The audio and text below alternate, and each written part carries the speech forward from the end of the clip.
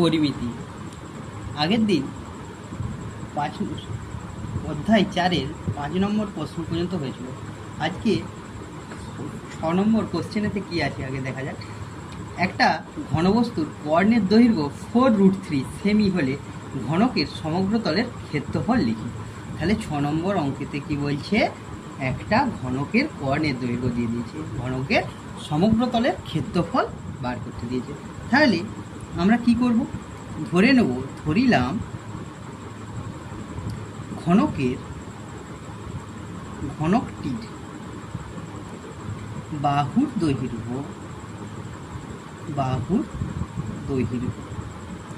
সমান a metre.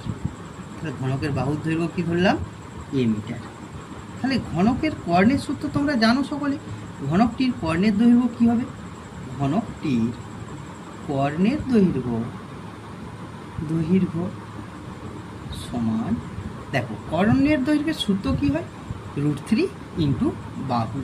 এখানে বাহুর দৈর্ঘ্য কত দিয়েছে, a, তাই আমরা লিখে নিলাম a √3 মিটার। আমরা বার করলাম কি ঘনকের কর্ণের দৈর্ঘ্য a √3 মিটার, কিন্তু কোশ্চেনেতে দেওয়া আছে 4√3। তাহলে আমরা লিখে নেব প্রশ্নানুসারে, কেউ শর্তানুসারে লিখে, প্রশ্নানুসারে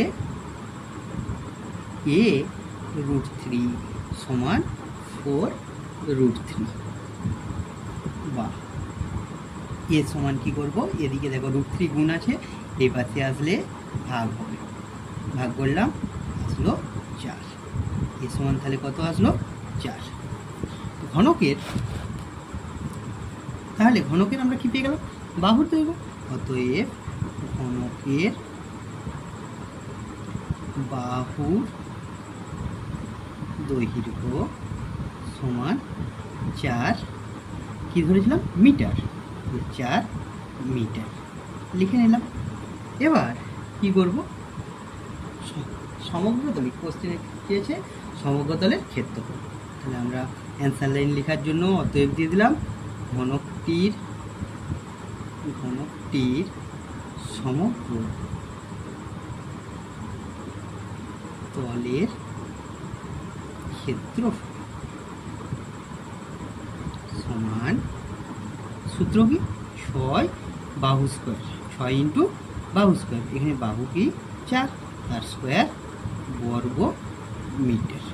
কী করলাম, 6 ইন্টু বাহু তার স্কোয়ার, তাহলে 6, 4 স্কোয়ার মানে গুণিত 4 বর্গ মিটার সমান কত আসছে, 4 4 16, 16কে 6 দিয়ে গুণ করলে 6 16 96 বর্গ মিটার ঘনকের সমগ্র তলের ক্ষেত্রফল বেরিয়ে গেল। পরের কোশ্চেন 7 নম্বর কোশ্চেনে আছে একটি ঘনকের ধারগুলির দৈর্ঘ্যের সমষ্টি 60 সেমি হলে ঘনকটির ঘনফল কত।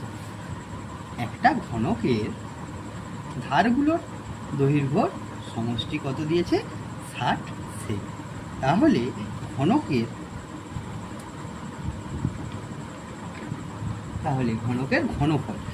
ঘনফল বলতে ঘনকের আয়তন বার করতে দিয়েছে। তাহলে তোমরা কি করবে, ধরে নিবে, ধরিলাম ঘনকটির প্রত্যেক ধারের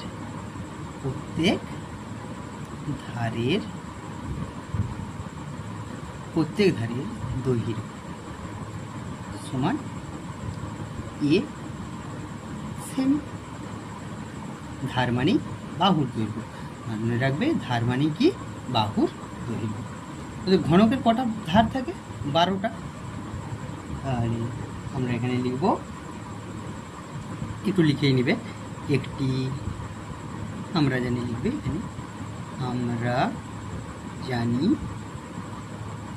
একটি ঘনকের ধার সংখ্যা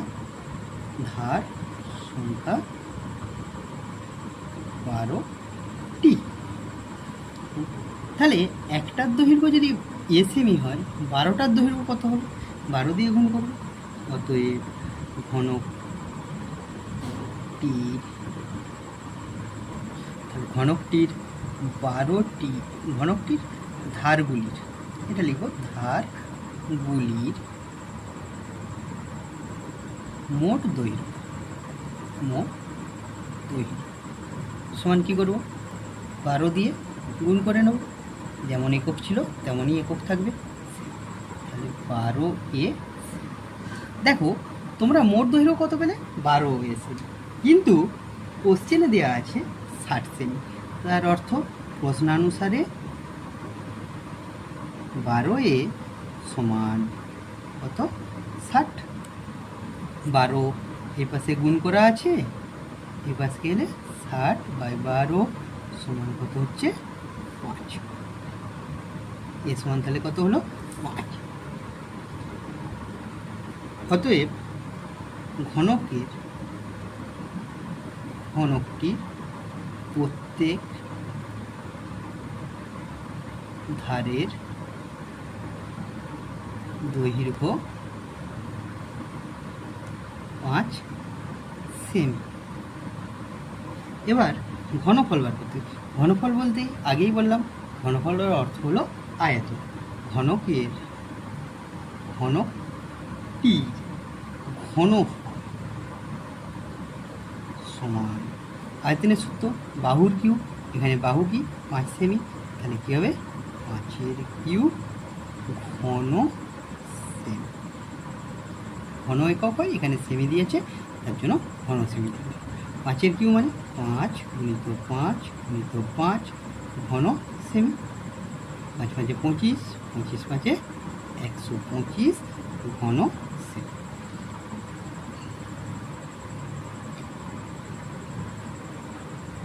দেখো এখানে 8 নম্বর কোশ্চেনে বলেছে যে যদি একটি ঘনকের 6টি পৃষ্ঠতলের ক্ষেত্রফলের সমষ্টি 216 বর্গ সেমি হয় তবে ঘনকটির আয়তন কত হবে। তাহলে এখানে আমরা আগে ঘনকের বাহুর দৈর্ঘ্য ধরে নেব, নিয়ে সেখান থেকে সমগ্র পৃষ্ঠতলগুলোর ক্ষেত্রফল বার করে নেব, এর সমান করে আমরা বাহুর দৈর্ঘ্যটা বার করে নেব, সেখান থেকে আয়তনের সূত্রে ফেলে আয়তনটা বার করে নেব। তাহলে ধরিলাম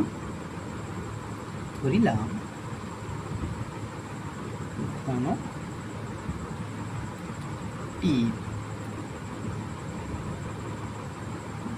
বাহুর দৈর্ঘ্য সমান a সেমি। তাহলে ঘনকের পৃষ্ঠতলের ক্ষেত্রফল তার সূত্র কি, ঘনকের 6টা পৃষ্ঠতল থাকে, প্রত্যেক পৃষ্ঠতলের ক্ষেত্রফল হয় a স্কোয়ার, তাহলে 6টা পৃষ্ঠতলের ক্ষেত্রফল 6a স্কোয়ার। আমরা লিখে নিই, অতএব ঘনকটির পৃষ্ঠতলগুলির মোট ক্ষেত্রফল সমান 6 বাহু স্কোয়ার, মানে বাহু মানে a স্কোয়ার বর্গ সেমি। লিখে নিলাম। প্রশ্নানুসারে দেখ 6 স্কোয়ার সমান কত, 216, বা স্কোয়ার সমান কত হবে, 6 গুণ আছে, এ পাশে এলে কী হয়, ভাগ হয়, ভাগ করলাম, 6 দিয়ে ভাগ করলে বা কাটাকাটি করে নাও তোমরা, 3 6 36 হলো, বা স্কোয়ার সমান 36, উভয় পক্ষে বর্গমূল করলে এ সমান কত হচ্ছে, 6 হচ্ছে। এ সমান কত হলো, অতএব ঘনকটির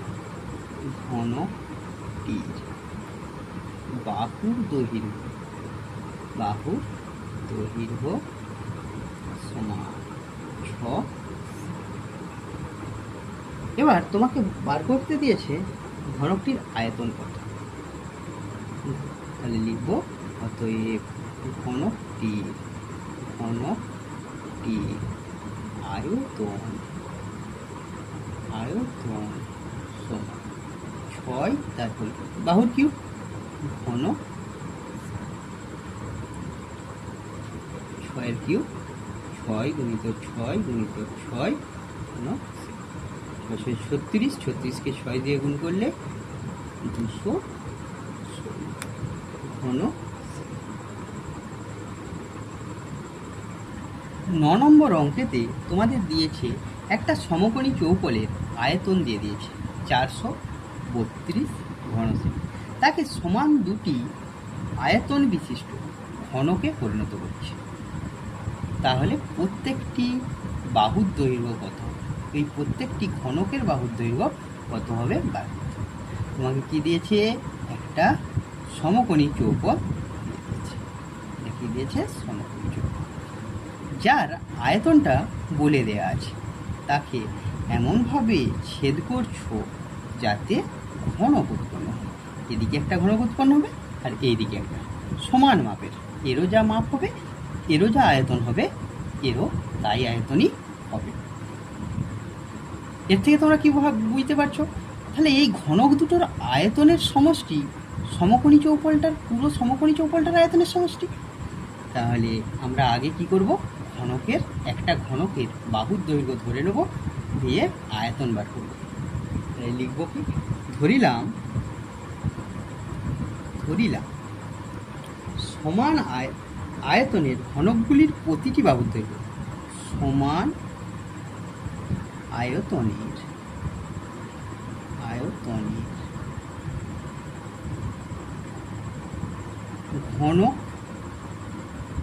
ঘনকগুলির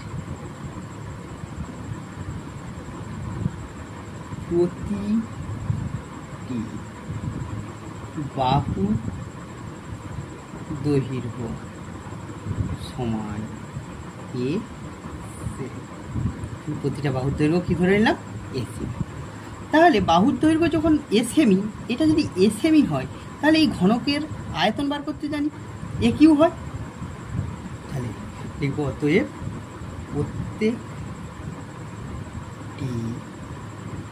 ঘনকের আয়তন সমান বাহুর কিউ, মানে এ তার হোল কিউ ঘন। দেখো তাহলে কি হলো? এ কিউ ঘন। এখান পর্যন্ত সকলে বুঝতে পেরেছ? কটা ঘনক উৎপন্ন হয়েছে? দুটো, একই মাপের। এইটার আয়তন যদি এ কিউ হয়ে যায়, এইটার আয়তনও কি হবে? এ কিউ।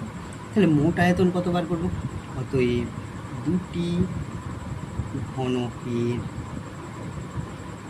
মোট আয়তন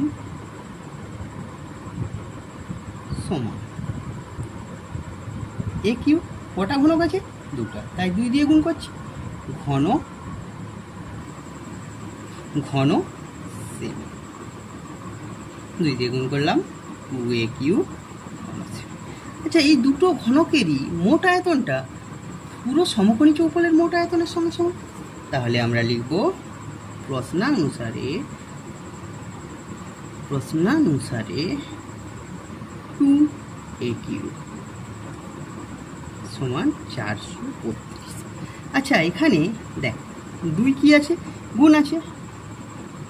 বাঙালিরা বলে পাড়া পরিবর্তন করলে তাদের খাদ্যাভ্যাসও পরিবর্তন করতে হয়, তেমনি গুণ আছে। পাড়া পরিবর্তন করছে, কি করছে? ভাগ হচ্ছে। ভাগ করলাম 2 1 2 1। তাহলে এখানে ঘনমূল করব, উভয় পক্ষের ঘনমূল। 216কে আমরা কি লিখতে পারি? 6 কিউ। ঘনমূল, উভয় পক্ষের ঘনমূল করলে কি করছি? এ সমান 6। এ সমান কত হলো? 6। তাহলে কি পেয়ে গেলাম? ঘনকের বাহুর দৈর্ঘ্য পেয়ে গেলাম। অতএব লিখে দেবো প্রতিটি বাহুর দৈর্ঘ্য সমান 6।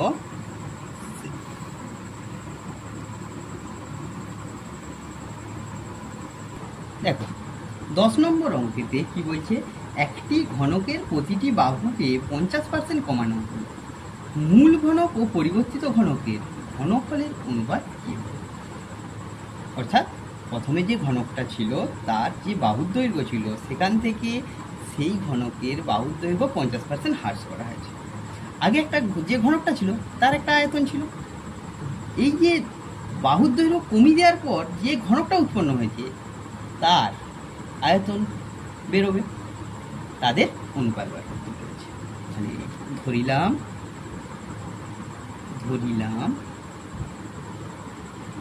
ঘনকের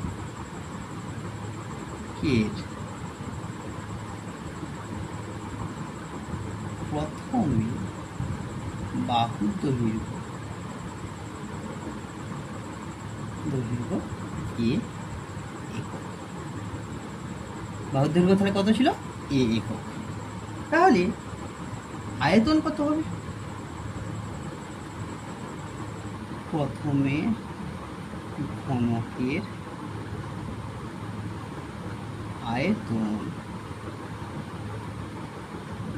ঘনকের আয়তন বাহুর কিউ এ কিউ ঘন একক এ কিউ। এবার কি করছি, ওই ঘনকটার বাহুর দৈর্ঘ্য 50% হ্রাস করছি। আগে তাহলে বাহুর দৈর্ঘ্যটা বার করে নিই। 50% বাহু দৈর্ঘ্য হ্রাস করলে বাহু দৈর্ঘ্য সমান। দেখো হ্রাস করা হচ্ছে, আগে যেটা ছিল সেখান থেকে তার 50% বিয়োগ করব। তাহলে কীভাবে বার করব? এ বিয়োগ, আগে বাহুর দৈর্ঘ্য ছিল এ, সেখান থেকে বিয়োগ করছি এ গুণিত 50/100, মানে বাহুর দৈর্ঘ্যের 50%। আগে যা একক ছিল সে এককই আছে। এ বিয়োগ কাটাকাটি করলে কাটলে 2, a/2, বিয়োগটা করবে 2 লসাগু, মানে 2a বিয়োগ a মানে এ। বাহুর দৈর্ঘ্য হ্রাস পাবার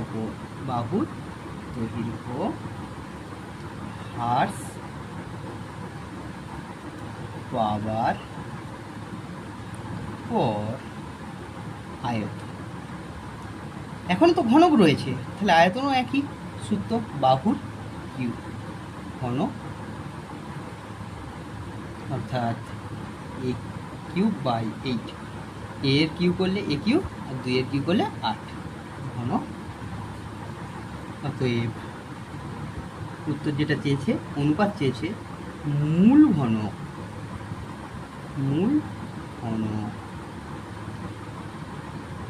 এর আয়তন, এই যে হ্রাস পাওয়ার পর মানে পরিবর্তিত হওয়ার পর, পরিবর্তিত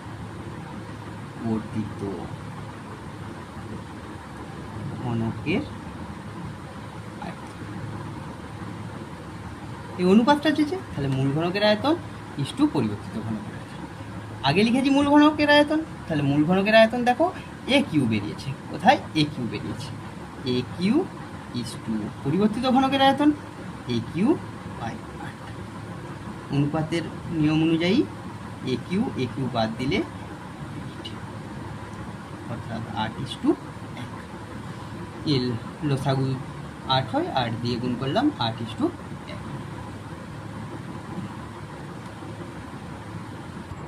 পরবর্তী ক্লাসেতে এই চ্যাপ্টারের বাকি অঙ্কগুলি করে দেওয়া হবে। আমার ইউটিউব চ্যানেল গণিত পাঠশালা, তোমরা দেখতে থাকো এবং অঙ্ক শিখতে থাকো, আর আমার এই চ্যানেলটি সাবস্ক্রাইব করো।